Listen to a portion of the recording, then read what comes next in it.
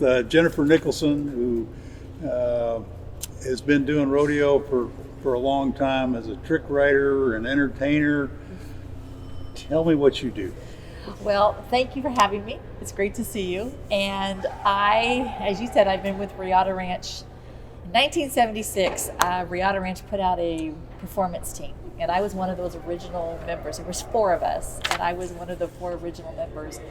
Now, you got to understand something. I didn't come from a rodeo family, and what I love about rodeo is that they accepted me as part of the rodeo family finally. But I didn't come from a rodeo background, so I had to learn it. And when we first started, I always like to tell this story. My first rodeo that I ever went to, I was 13 years old. And you got to understand, I was riding rein cow horses at the time. So Rodeo Ranch was a horse show team for youth. It was a riding school for young people. And then we have this little entertainment division. I always thought I was going to be a rein cow horse rider. That was my focus, and I was just going to do this trick riding thing on the side. So we went to our very first rodeo, and my first rodeo cowboy I ever met was Monty Hawkeye Henson. Oh, never seen anything like that. I'd never met anyone like that in my life. My eyes were about that big around. There was a young man behind the microphone by the name of Bob Tallman, and everybody was excited about some bull named Oscar. And I left that rodeo in Bakersfield, and I went, wow, maybe I'll switch careers, because I really like this trick riding thing. That was really fun. And that started my career. That started my journey connecting myself to professional rodeo, and as a trick rider, and then again we learned to trick rope, and it's really been a wonderful journey for me, and to meet people along the way, and what an opportunity that I just ran into, and I'm so grateful now to be a part of the whole rodeo family. Well, I think, and you've entertained many times at the National Western. We have. Love that rodeo, love the people, and it's something everybody looks forward to every year. We know when the Denver Stock Show, when that National Western begins, rodeo has begun. It kicks off the year, 16 best days in I think so. Right. In January. Yeah. I think we go to rodeo to watch the cowboys ride and get bucked off and all that stuff. But, we couldn't have rodeos if we didn't have entertainment. That's right. So, when you come out and you're doing your trick riding and trick roping and things, it's fantastic entertainment. I think particularly the young people, it's inspirational, aspirational, all wrapped up in one. Well, it is, and our whole part in professional rodeo is to be a support system for the competition. And I think when you have a really nice dress act come out into the arena, it gives the audience a break from the action. And our whole point is to connect to that audience and just kind of keep them engaged, but give them a little thrill, and to be up and maybe to draw them in a little bit more. And so that is actually, what we do, and we're just happy to be a part of it. Well, a thrill is actually when I watch you and others do this trick riding, I think, I wonder if they ever fall off. Well, we do, but it's a little bit like, I tell people, it's a lot like learning how to downhill ski. You don't start at the highest point, with the most dangerous hills and the steepest hill. You start at the bunny hill, and then you gradually work your way up. Because it's really just more having the confidence and understanding what you're doing, and technique is everything. And I have a saying at Rodeo that you earn your reputation in the arena, but you earn your respect in the barn. So everyone who comes to join our team, which we're probably a little bit different than a lot of your other performance people, because we actually are a team. So I have to go out and pull people in and train them. And there's 2 ways for people to become a Rodeo Ranch cowboy girl. One, they can go through the programs, and I have put more people on their first horse ever. My job is to do more than just teach people to trick ride and trick rope and become part of professional rodeo. My job is to give people opportunity. And my job is to connect people.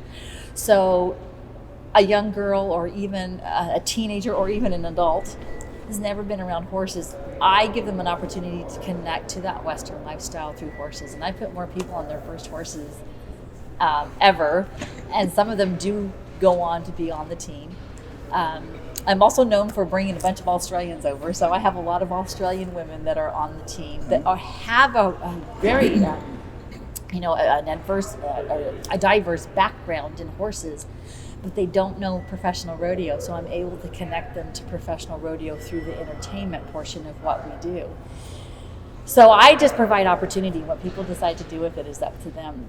And then we put them together. So it's horsemanship, leadership, mentorship, education, and community service. So what makes Rodeo Ranch a little different package than those is all these ladies have to be able to plug into all 5 of those tenets to be on the team. Because for me, it's more about character than it is about ability.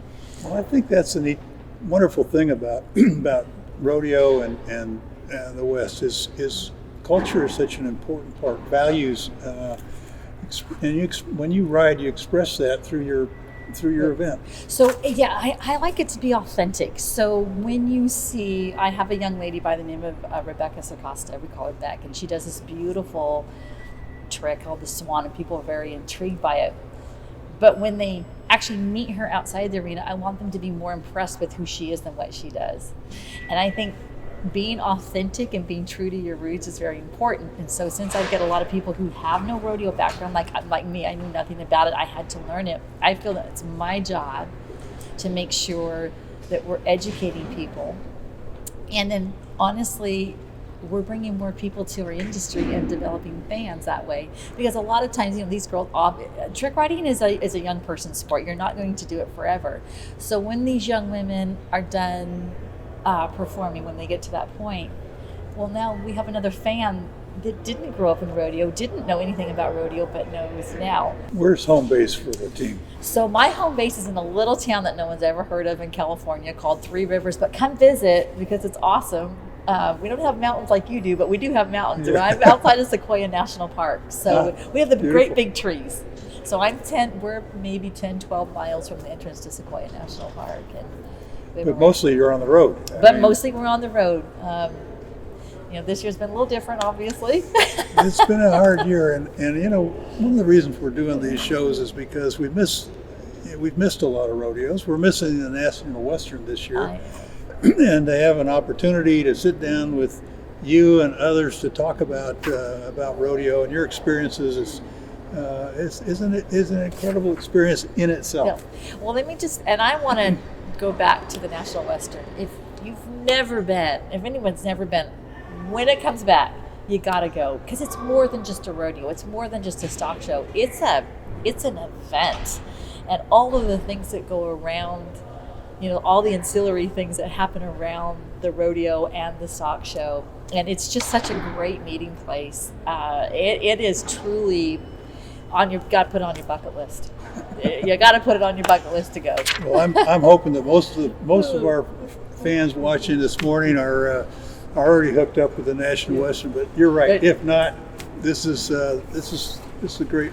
It's a great show. It is. And not just the rodeo, but the stock show, and people bring their cattle and horses from all over the country and all over the world, and so rodeo is such an important part of it. But the greater thing about stock show is it's bigger, but mostly it's about the animals. It is about that. That's the unique thing about National Western. It truly is about people bringing their animals there, and the whole.